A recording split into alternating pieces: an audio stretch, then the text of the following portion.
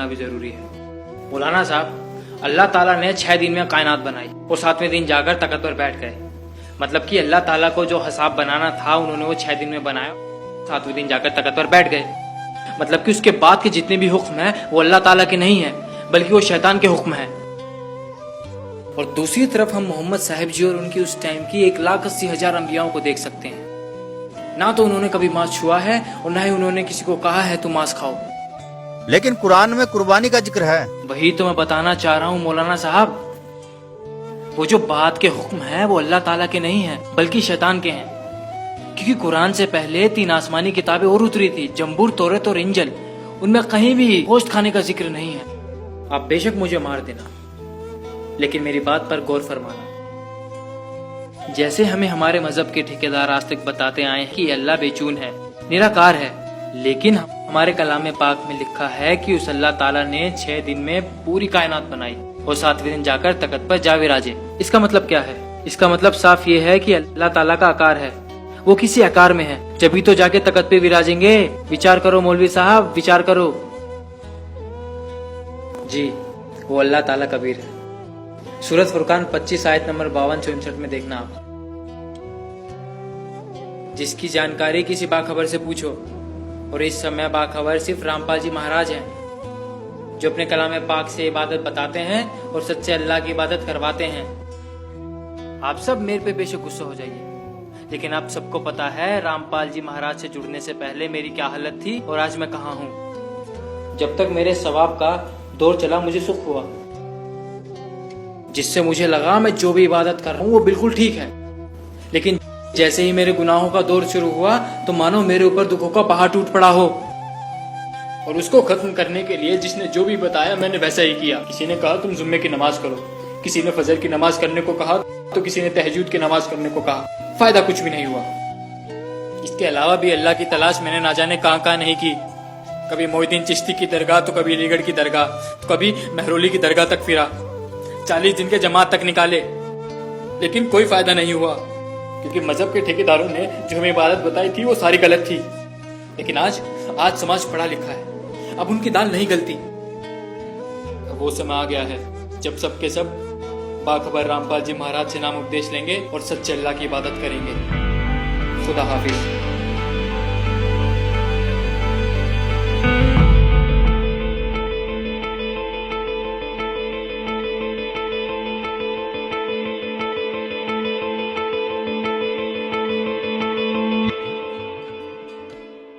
वकालत करते हैं मुसलमान धर्म के प्रवक्ता, मांस खाने की वकालत करते हैं।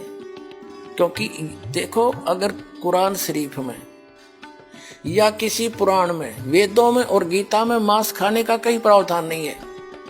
यदि किसी पुराण में और यदि किसी कुरान में और यदि फिर बाइबल में, इससे आगे जहां परमात्मा ने, उस अल्लाह अकबर ने, समर्थ भगवान ने 6 दिन में सृष्टि रची, 7वें दिन वो तो तख्त पर बैठ गया, जाकर विधान बता के कि किसी ने भी मांस नहीं खाना है, ये खाने की वस्तुएं तुम्हें हलाल हैं, बाकी सब हराम है। इससे आगे कोई लेख उल्लेख है, चाहे वो पुराण में है, चाहे कुरान में है, चाहे बाइबल में या तौरात में है, या चाहे अन्य किसी इंजिल में है या जबूर के अंदर है, वो अल्लाह अकबर का आदेश नहीं है, वो किसी अन्य देव का आदेश है। उसका आदेश पालन करके आप उस अल्लाह अकबर के विधान को तोड़कर दोषी बन जाओगे। नबी मोहम्मद नमस्कार है, राम रसूल कहाया, 1,80,000 को सौगंध जिन नहीं करत चलाया। अरस कुरस पर अल तकत है, खालिक बिन नहीं खाली, और वह पैगंबर पाक पुरुष थे साहिब के अब्दाली। उसी परमात्मा ने कहा है कि जो नर गोश्त खाते हैं प्रत्येक राक्षस जान, इसमें संशय है नहीं, हिंदू खाइयो चाहे मुसलमान। कहते जो मांस खाते हो प्रत्येक राक्षस है, चाहे हिंदू हो चाहे मुसलमान। ये तुमने अपना फार्मूले आप बना रखे, उन महापुरुषों के आदेश नहीं है। कहते हैं मांस खावे सो ढेढ़ सब, और मद पीवे सो नीच, और कुल की दुर्मति पर हरे, भगवान कहे सो ऊंच। कहते मांस खावे सब ढेढ़ है, चाहे हिंदू है चाहे मुसलमान, सिख है या ईसाई। और कहते हैं मद पीवे सो नीच, शराब पीते वो महान नीच आदमी है। और अपने कुल का भी नाश करते हैं। केवल जो उस अल्लाह अकबर का सच्चा नाम जपते हैं वही ऊंचे हैं। समझदार को संकेत बहुत होता। अब आप जी को दिखाया है परमात्मा नर आकार है, 6 शरीर है, 6 दिन में सृष्टि रची और परमात्मा ने छठे दिन मनुष्य को अपने जैसा, अपने अनुरूप, अपने शरीर जैसा, अपनी सूरत जैसा उत्पन्न किया। नर और नारी करके उनकी उत्पत्ति की और उनको खाने के लिए आदेश दे दिया। अभी आपने पढ़ा, आप फिर भी पढ़ सकते हैं। और आगे फिर वो क्या कहता है देखो। और परमेश्वर ने कहा, नर और नारी करके उनकी सृष्टि की, और परमेश्वर ने उनको आशीष दी। उनसे कहा, फूलो, फलो और पृथ्वी पर भर जाओ और उसको अपने वश में कर लो, और समुद्र की मछलियों तथा आकाश के पक्षियों और पृथ्वी पर रेंगने वाले जंतुओं पर अधिकार रखो। यानी उनसे जैसे इंसान ने शेर तक को भी काबू कर लिया, हाथियों को भी बांध लिया, तो इस ऐसे कंट्रोल करने के लिए कहा उन्होंने। आगे देखो फिर परमेश्वर ने उनसे कहा, यानी मनुष्यों को भी, फिर परमेश्वर ने उनसे कहा कि सुनो, जितने बीज वाले छोटे छोटे पेड़, ये मनुष्यों के लिए आदेश है, सारी पृथ्वी के ऊपर हैं, और जितने वृक्षों में बीज वाले फल हैं वे सब मैंने तुमको दिए तुम्हारे भोजन के लिए। मनुष्य के लिए उस अल्लाह ताला का आदेश, अल्लाह अकबर, जिसने 6 दिन में सृष्टि रची, 7वें दिन तख्त पर जा बैठा, वो है अल्लाह अकबर है। वो अल्लाह कबीर है, वो कंप्लीट गॉड है, वो सर्जनहार है, वो क्रिएटर है। उस क्रिएटर का आदेश नहीं है मांस खाने का मनुष्य को, ये पशु पक्षियों को भी नहीं है। आगे देखो, तुम्हारे भोजन के लिए, ये तो मनुष्यों के लिए। आगे देखो, यहां आगे हम, और जितने पृथ्वी के पशु और आकाश के पक्षी और पृथ्वी पर रेंगने वाले जंतु हैं, जिनमें जीवन का प्राण है, उन सब के खाने के लिए मैंने सब हरे हरे छोटे पेड़ दिए। और वैसा ही हो गया, यानी घास फूस से। और तब परमेश्वर ने जो कुछ बनाया था वो देखा, तो क्या देखा, वह बहुत अच्छा है।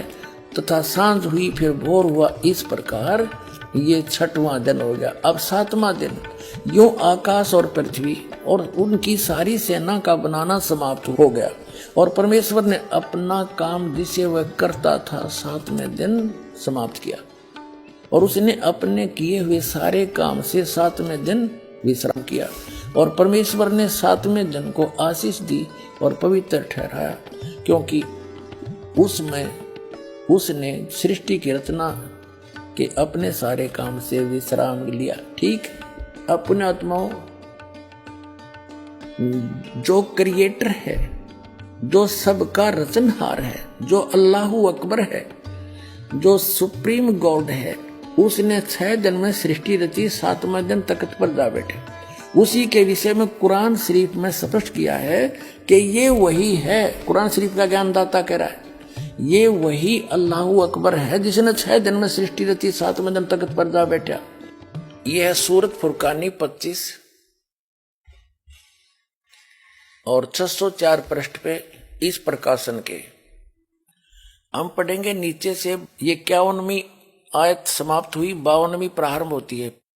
फला तुतियल काफिरन व जाहिदुम बिही जिहादन कबीरन। ये स्पष्ट लिखा कबीरन, कबीर कहो, कबीरा कहो, कबीरन कहो। इसका और निर्णय करते हैं। ये पवित्र कुरान मजीद से क्लियर होगा। अब पवित्र कुरान मजीद दिखाते हैं आपको। ये यहां से छपी है।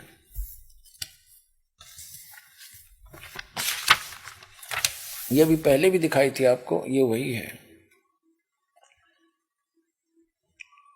ये यहां से इसका पूरी जानकारी है, कहां से छपी है, कौन इसका अनुवाद करता है। और अब इसके हम आते हैं, ये वही सूरत फुरकान 25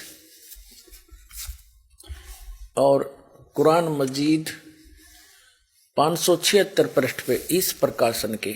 हम यहीं आते हैं नीचे। ये है 51वीं आयत समाप्त हुई। इसमें पंक्ति भी नहीं बदली है, अक्सर भी सिर्फ लिखने मंत्र थोड़ा किया। फला तुतियल काफिरन न जाहिदुम बिही जिहादन कबीरा। कबीर कहो, कबीरा कहो, कबीरन कहो, खबीरा कहो, खबीरन कहो। तो इसमें स्पष्ट है ये कबीरा। और इसका यहां अनुवाद किया है इसके साथ में, ये 52वीं आयत का अनुवाद चला है। तो तुम काफरों का कहा न मानो, उनसे इस कुरान के हुक्म के मुताबिक बड़े जोर से लड़ो।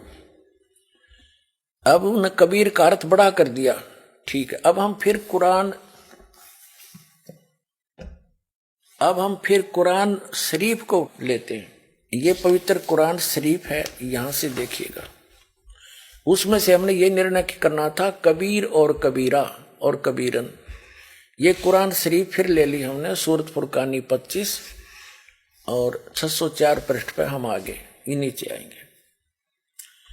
ये 52 नंबर आयत है, 51 यहां समाप्त हुआ, 52 प्रारंभ हुआ।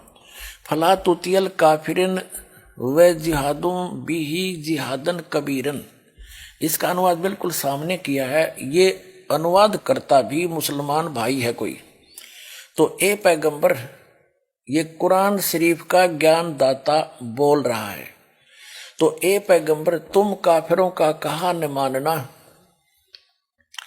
और इस कुरान की दलीलों से उनका सामना बड़े जोर से करो। अब देखो, जिहाद का अर्थ लड़ाई नहीं है, ये अनुवाद बिल्कुल सही किया इसने। उनका सामना करो बड़े जोर के साथ, संघर्ष करो, उनकी बातों में मत आना। अब इसका कहने का तात्पर्य ये है इस कुरान शरीफ की इस आयत का कि कुरान शरीफ का ज्ञान दाता हजरत मोहम्मद जी को संदेश भेज रहा है जिब्रील देवता के माध्यम से या कोई अन्य तरीके से, एज इट इज। वो कह रहा है कि इन काफिरों की बातों में मत आना। ये काफिर तो अल्लाह के अतिरिक्त ऐसों की पूजा करते हैं जो उनको ना हानि कर सकते हैं ना लाभ दे सकते हैं। और वो ना मानने कि ये उस कबीर नामक अल्लाह यानी बड़े भगवान, ये बड़ा कहते हैं, हम बड़ा ही मानकर चलते हैं आज। उस बड़े भगवान की यानी पूर्ण परमात्मा की भक्ति ये काफिर नहीं करते। आप इनकी बातों में मत आना, सीधी सी बात है। ये आपकी नहीं माने तो आप उनकी बातों में आकर उनके साथ ना हो जाना, उसके लिए संघर्ष करना, चाहे कितना कष्ट उठाना पड़ो। तो वही हजरत मोहम्मद जी ने किया, इसका अर्थ ये। अब हम देखते हैं अब क्या बताया है, देखिएगा। तो ए पैगंबर, तुम काफिरों का कहा न मानना और इस कुरान की दलीलों से उनका सामना बड़े जोर से करो। ये बिल्कुल सही, इन्होंने कबीर का अर्थ बड़ा कर दिया, ठीक है। कुरान शरीफ का ज्ञान दाता ये भी स्पष्ट कर रहा है कि ये कबीर जो अल्लाह है, अल्लाह कबीर है, ये वही है जिसने 6 दिन में सृष्टि रची और 7वें दिन तख्त पर जा बैठा, जा विराजा। इससे यह सिद्ध होगा आपके समक्ष कि कुरान शरीफ का ज्ञान दाता अपने से अन्य कोई बड़े परमात्मा की महिमा सुना रहा है हजरत मोहम्मद को।